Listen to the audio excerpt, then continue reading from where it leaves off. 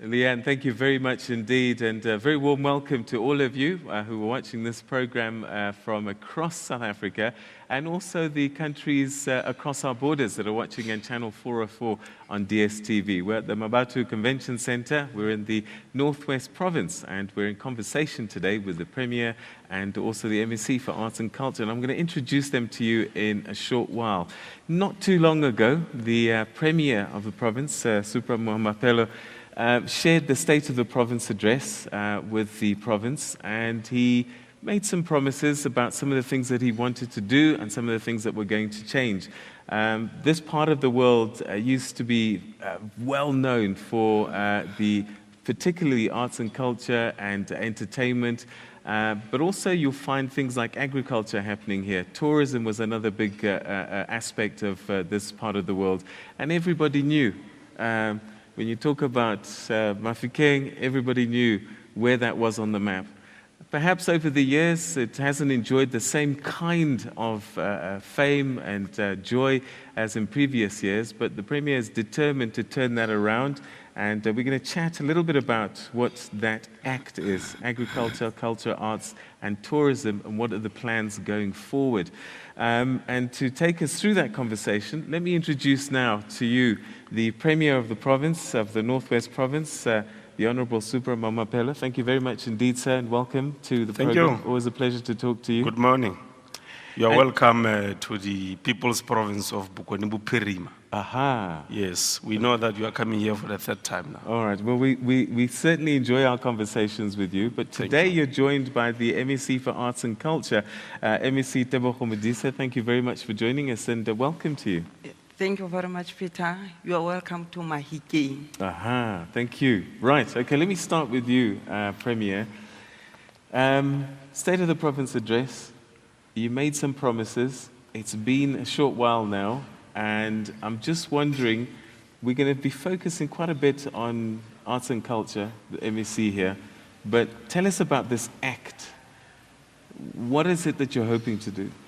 Yeah, just before we come to the issue of the act, I just want to remind South Africans that we are all working within the long-term strategic objective, which is the NDP, that 30 years from now we should be having a different South Africa in as far as development is concerned. So whatever we do as a province is in the context of the National Development Plan. We have also said to the people of the province that it's necessary for us to embark on a program which we call the RRR, the rebranding, the repositioning and renewal of the Bokone Bophirima province. And we said we will not achieve that if we do not work together. And we said we are using the Samwerk, Samtrek philosophy. Irrespective of who we are in the province, we need to be working together to achieve our strategic objectives. Now, we then came up with the idea of the ACT, which is the act, agriculture, the culture, and the tourism of the province. We thought that these three pillars of the economy must be the ones which are going to drive us to implement the program of the province so that we are able to achieve the objectives which are enshrined in the National Development Plan. And as I have said, we will not achieve it if we don't work with our people, the universities, the people of the province, whether they're poor, whether they're educated, whether they're not educated, young, old, white, black, Indian. We need to be working together. All right. So how is this going to happen? Have you put aside a significant budget to fund programs, to fund efforts? How is this going to happen? As far as the agricultural component of the act is concerned, we have commenced a process where, for instance, we are starting with the farmers throughout the province to say to them they must come on board. We have set aside for the department close to R1 billion, where we are going to be making sure that the department is well positioned to commence the program of building the agriculture in the province. In as far as the arts and culture of the province is concerned, we have set aside a budget of over 4 million rand to commence immediately the processes of helping our artists who are here to commence with their programs. And I want to make an example. We have taken a decision that all government buildings like this one, the convention center, for us to help our artists, we must give them the venues like this one for free. The artists must be given, because they won't have the money to pay.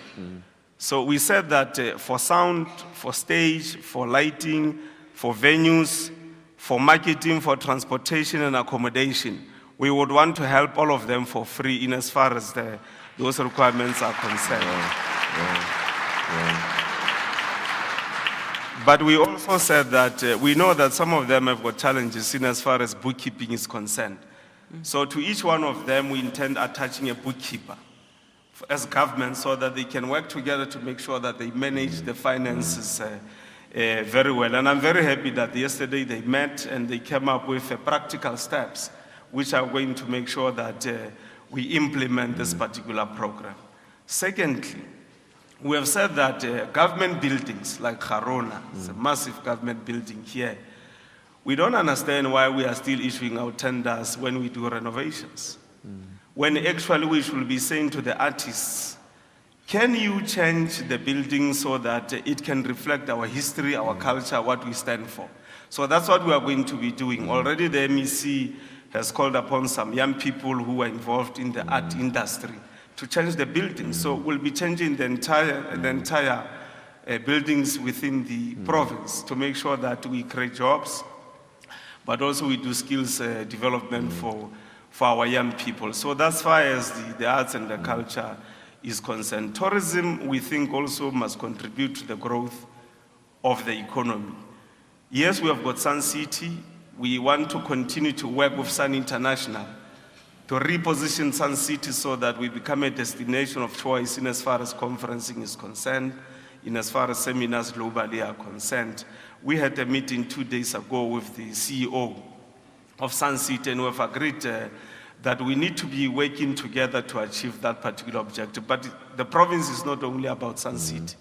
We have got the parks, we have got the history. Moses Katana comes from here, J.B. Max comes from here, and all other heroes of our struggle, they come from the Bokone Bophirima province.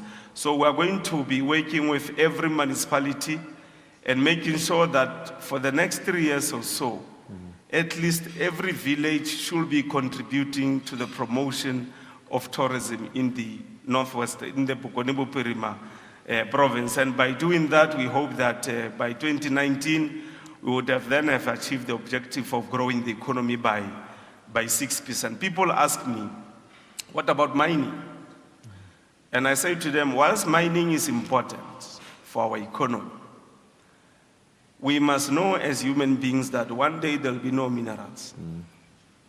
So we can't forever depend on mining. Our view is that we must use whatever resources we get from the mining to strengthen the other 3 pillars of the economy: the agriculture, the arts, and the tourism of the province.